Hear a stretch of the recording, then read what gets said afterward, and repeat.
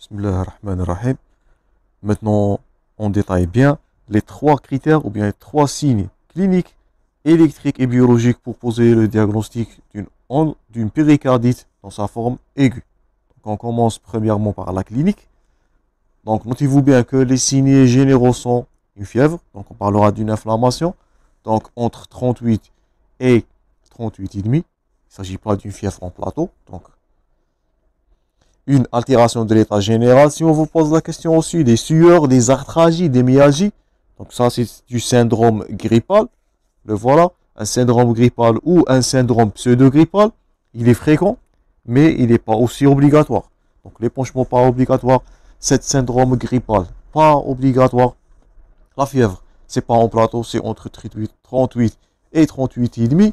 Donc ce qui va caractériser ça, c'est le type de douleur qu'on va voir dans juste quelques plaques et le frottement péricardique en auscultation, ce que vous voyez à gauche. Donc, généralement, lorsque vous avez un syndrome grippal, il est souvent témoigné d'un signe de gravité ou bien d'un critère de gravité de cette pathologie. Donc, les signes fonctionnels.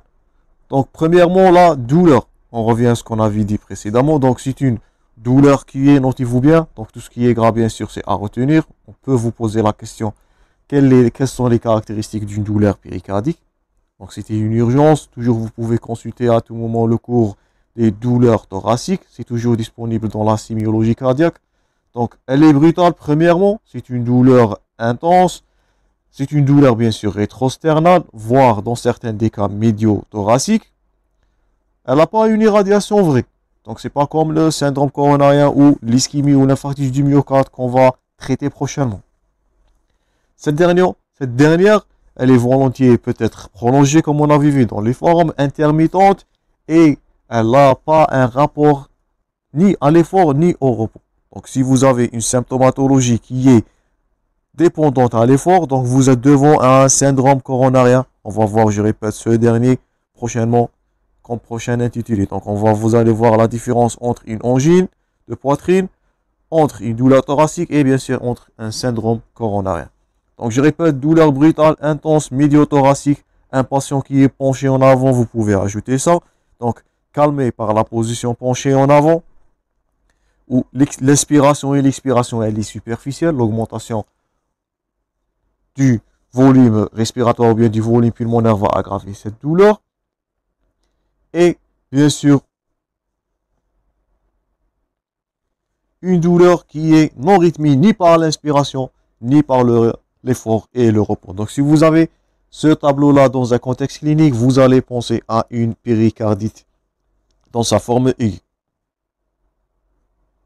Donc, pour ces caractéristiques aussi, l'augmentation de la douleur. Donc, ça, c'est la suite de cette symptomatologie. L'augmentation de la douleur lors de l'inspiration. C'est pour cela que le patient, il a une respiration superficielle. Une douleur qui va augmenter au décubitus. Donc là, cet épanchement-là, il va comprimer encore et encore la cavité ou bien l'étiguement cardiaque. La position ontagique, donc ça c'est pathognomonique. Tout ça c'est de la sémiologie. Donc ce signe-là, il est dit pathognomonique. Si vous avez un patient qui a une douleur, donc, faites attention à cette phrase, une douleur calmée par la position penchée en avant ou l'antiflexion du tronc, c'est très pathognomonique. Elle est spécifique à la péricardite dans sa forme aiguë. Donc c'est facile pour diagnostiquer ou bien poser le critère en faveur donc d'une péricardite. La clinique, ça c'est facile à poser. L'examen clinique maintenant. Donc à l'auscultation, donc vous allez noter un frottement péricardiaque, un signe majeur. Donc après la douleur premièrement, le deuxième signe majeur clinique toujours, c'est le frottement péricardique dit à l'augmentation du volume des deux feuilles. Donc, il est sans irradiation. C'est un souffle ou bien c'est un frottement à deux temps. Il est synchronisé avec le cycle cardiaque. Donc, c'est un frottement péricardique. Ce n'est pas un frottement pleural. Donc, ne confondre pas un épanchement toujours péricardique avec un épanchement pleural. Ce dernier, ce frottement, il n'a pas d'irradiation. Il est à deux temps, systolique et diastolique. On parlera d'un frottement systolo-diastolique, voilà le terme utilisé, et il est synchronisé avec le cycle cardiaque. Il est constitué de bruit, de va-et-vient. Donc si on vous pose cette phrase-là dans un contexte clinique, vous allez répondre, c'est un bruit d'un frottement péricardique qui est en faveur d'une inflammation des deux teguments ou d'une péricardite.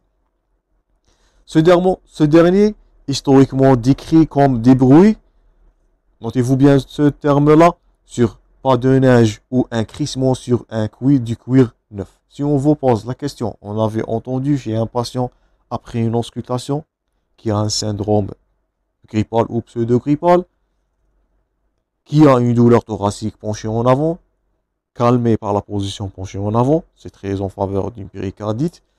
Et s'il a un souffle, utilise le terme là, qui est sous forme ou bien entendu comme la marche sur la neige ou bien un crissement du cuir, donc vous allez évoquer diagnostic d'une péricardite aiguë. Le principal diagnostic différentiel, comme je vous ai dit, c'est le frottement pleural. Donc c'est facile, ce bruit de frottement péricardique, il ne va pas disparaître à l'apnée. Toujours, on insiste sur la sémiologie. Donc un frottement pleural, il est limité par les mouvements de inspiration, expiration. Le terme, faites attention dans notre cours aujourd'hui, dans le frottement péricardiaque, donc c'est un frottement qui est systolo-diastolique à deux temps. Donc, un frottement systolo-diastolique, il a le timbre de la marche sur la neige ou bien un crissement de cuir. Diagnostic différentiel, bien sûr, éliminer un frottement pleural avec la douleur typique et vous allez poser votre diagnostic cliniquement d'une péricardite aiguë. J'espère que c'est clair jusqu'au-là. Donc, c'est parmi les compétences d'évoquer la symptomatologie, surtout clinique, devant une péricardite aiguë. Cette dernière, je répète, peut évoluer vers la tamponnade qui est potentiellement grave. Maintenant, on passe à un autre signe qui est signe de gravité. Donc, en cas de tamponnade, ce qu'on est en train de dire, tamponnade veut dire, vous pouvez noter ça, c'est une installation brutale de cet épanchement-là qui peut évoluer vers la diastolie, l'arrêt cardiaque, insuffisance cardiaque. Elle doit être recherchée si un patient présente un pouls. Donc, lorsque vous allez palper le pouls, vous allez noter ce terme-là, vous pouvez rajouter ça dans votre sémiologie. On dit un pouls paradoxal de Kussmaul. Qu'est-ce que ça veut dire? On note une diminution, voire disparition totale du pouls pendant l'inspiration. Donc, sur le plan physiopathologique, l'inspiration va augmenter le volume pulmonaire. Ce dernier, il va comprimer de plus le cœur. Il s'agit d'une tamponnade ou bien d'un épanchement qui est installé de façon qui est brutale. En association avec l'inspiration, vous pouvez noter une diminution, voire la systolie, donc qui est due à la diastolie. Le cœur ne peut pas faire son expansion. On va voir ça dans quelques clichés qui témoignent d'une tamponnade. Donc le cœur sous forme triangulaire. Donc dyspnée, plutôt pouls paradoxal de Kussmaul, c'est évocateur, faites attention, d'une tamponnade et pas d'une péricardite aiguë. C'est un signe de gravité si on vous pose la question. Donc j'espère que c'est clair et j'espère que vous avez noté toutes les notions concernant la partie clinique. Donc premier trépied de triade. Donc pour la clinique, notez-vous bien tous les critères de frottement, de type de douleur et faites attention au pouls paradoxal de Kussmaul, c'est en faveur de la tamponnade. J'espère que c'est noté. Maintenant, on va passer aux arguments électrocardiographes. Dans l'électrocardiogramme, les arguments électriques. Et là, vous êtes censé de garder par cœur les 4 stades de Holzmann. Donc, si on vous pose la question, donc la péricardite, elle évolue selon 4 stades, selon la classification de Holzmann. Donc, on a premièrement le stade 1. Donc, au premier stade de cette évolution, donc sur le plan chronologique, nous allons noter premièrement un sous-décalage du segment PQ. Et le voilà dans votre support, le sous-décalage du segment PQ. Avec un sus-décalage du segment ST qui est mieux illustré à gauche dans l'illustration. Donc, stade 1, sous-décalage du segment PQ avec sus-décalage du segment ST avec une, notez-vous bien, concavité qui est supérieure. Vous voyez là, donc une concavité, insistez-vous sur les deux termes concavité et convexité. Donc au stade 1 de Holzmann, sous-décalage PQ, sus-décalage ST avec concavité supérieure. Donc ça c'est au premier temps.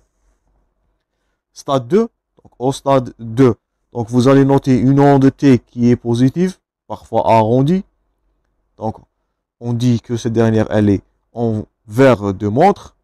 Donc là, voilà une onde de T qui est augmentée dans votre support. Et le plus important, c'est que le segment ST, toujours on insiste sur le segment ST, il va revenir au stade 2 à la ligne isoélectrique. Donc premièrement, au stade 1, sus décalage du segment ST, ça c'est en rouge toujours à gauche. Stade 2, ce dernier, il va revenir à la ligne isoélectrique. Donc c'est à garder par cœur. Et au stade 3, donc qu'est-ce qu'on va noter? On note troisième critère qui est la négativation de l'onde ET. Donc les trois majeurs signes à retenir dans la classification de Hozman, on répète, stade 1, c'est un sus-décalage du segment ST avec une concavité, je répète, supérieure, concave et pas convexe. Stade 2, ce dernier, ce segment ST, il va revenir à la ligne isoélectrique. Au stade 3, donc avec un segment ST qui est à la ligne isoélectrique, mais on va noter une négativation de l'onde T, et vous allez dire dans ce dernier cas, que vous êtes devant un stade 3 dans l'évolution de la péricardite aiguë. Le stade 4 et le dernier, c'est facile, c'est une normalisation. C'est pour cela qu'on dit un ECG, faites attention à ce piège, un ECG normal ne peut pas éliminer le diagnostic de la péricardite. Il est évoqué ce dernier, je répète, devant la clinique. Les signes isoélectriques, les voilà, les stades de Hozman, et n'oublie pas le syndrome inflammatoire. C'est pour cela qu'on base toujours sur les notions de base. Donc, ces modifications, ils sont dites concordantes, c'est-à-dire présentes sur toutes les dérivations. Donc, toutes les dérivations, soit périphériques, soit précordiales, vous allez noter dans cette dernière l'évolution de ces anomalies sur les trois stades. Stade 1, sus-décalage. Stade 2, revenir. Bien, de ce dernier, il va revenir à la ligne isoélectrique. Stade 3, une onde T négative. Et 4, c'est la normalisation. La classification de Hozman est à retenir par cœur car elle est souvent posée hypertombable comme thème d'examen.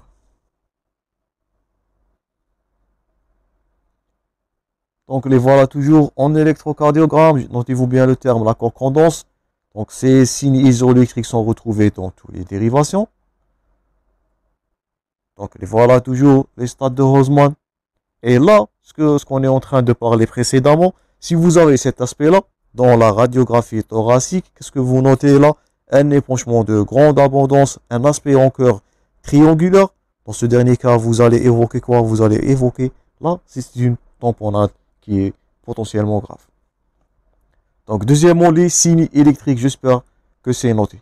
Troisièmement, troisième volet, je répète, c'est la radiographie thoracique. Cette dernière, elle est le plus souvent normale. Pourquoi? Je répète, l'épanchement péricardique, il n'est pas obligatoirement présent, mais lorsqu'il est présent, comme vous voyez à gauche dans l'illustration, faites attention, c'est un signe de gravité. Là, voilà une tamponnade. Si on vous pose la question, on avait vu chez un patient qui a un syndrome grippal avec une symptomatologie pathognomonique à la péricardite, avec un cœur sous forme triangulaire, comme vous voyez à gauche, faites attention, c'est une tamponnade et c'est potentiellement grave. Donc, en cas d'épanchement péricardiaque abondant, qui est très élargi, donc, on va noter un aspect triangulaire et symétrique du cœur, ce dernier qui va perdre son contour habituellement, et avec un bord gauche du cœur qui va devenir rectiligne. Notez-vous bien cette phrase-là. Donc, aspect triangulaire, symétrique du cœur, avec un bord gauche qui va devenir rectiligne, donc perte de la courbure de l'arc artériel gauche du bord du cœur. L'imagerie. Donc, l'examen clé, si on vous pose la question maintenant, quel est l'examen clé pour poser le diagnostic d'une péricardite? Donc, c'est l'échographie transthoracique, le TT. Donc, vous voyez l'importance de l'échographie en cardiologie. Donc, c'est l'examen clé pour poser le diagnostic. Il nous permet, ça c'est à noter, il nous permet de poser premièrement le diagnostic du péricardite. Deuxièmement, nous permet de faire l'évaluation de la sévérité, de guider aussi la thérapeutique. Il s'agit des ponctions écho-guidées dans certains des cas, lorsqu'il s'agit d'un épanchement menaçant, un épanchement de grande abondance ou la tamponnade, n'oubliez pas ça. Et aussi, il nous permet, donc il a 4 intérêts, si on vous pose la question, la surveillance et la réévaluation des patients. On répète, si on vous pose la question quel est l'examen choix devant une péricardite, donc c'est l'échographie transthoracique. Elle a 4 intérêts que vous êtes censé de les retenir. Tout ce qui est grave, bien sûr, c'est hyper tombable. C'est un intérêt de diagnostic, d'évaluation, un intérêt thérapeutique et quatrièmement, la surveillance. Donc, pas seulement diagnostic.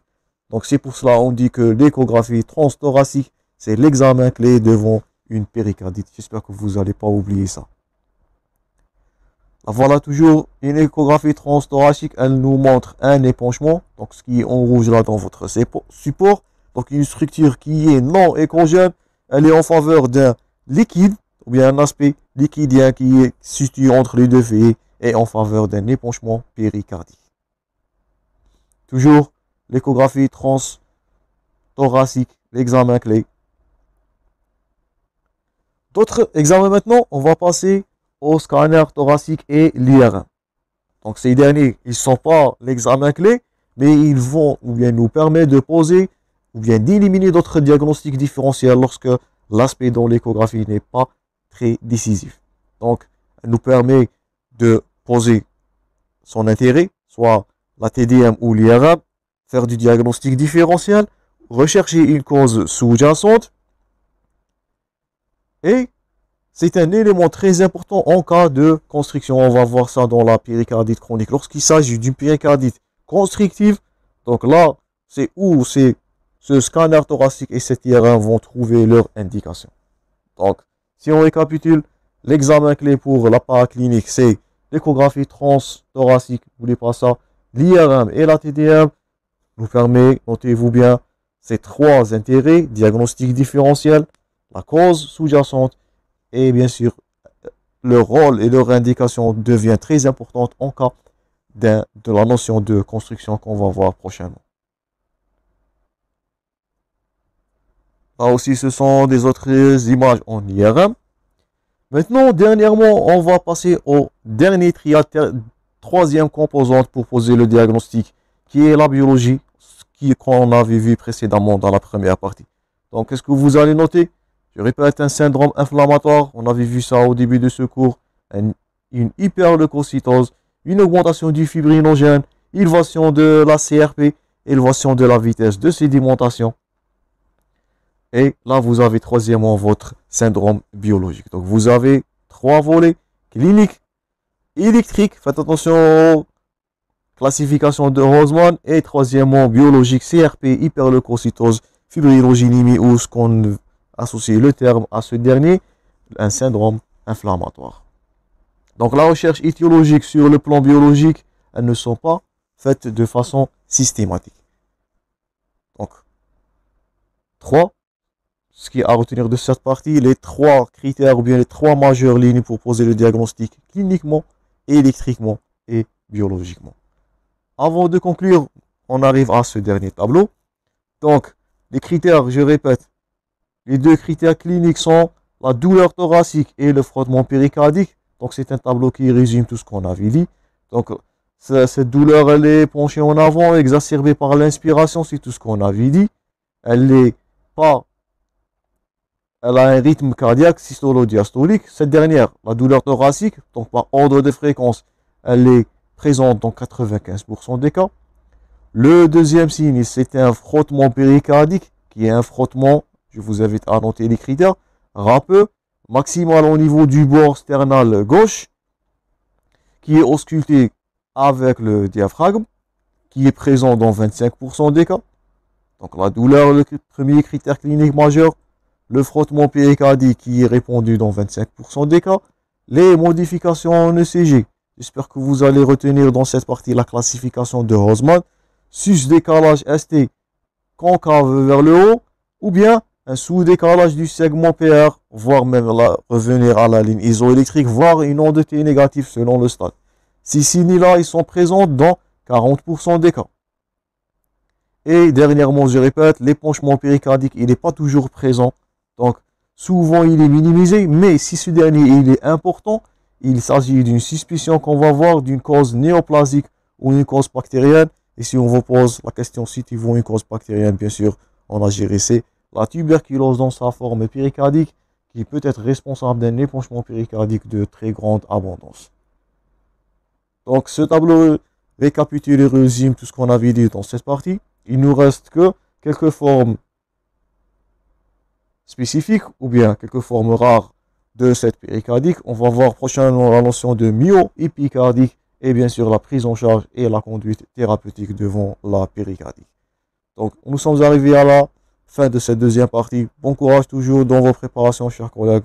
Prochainement dans la troisième partie de ce cours.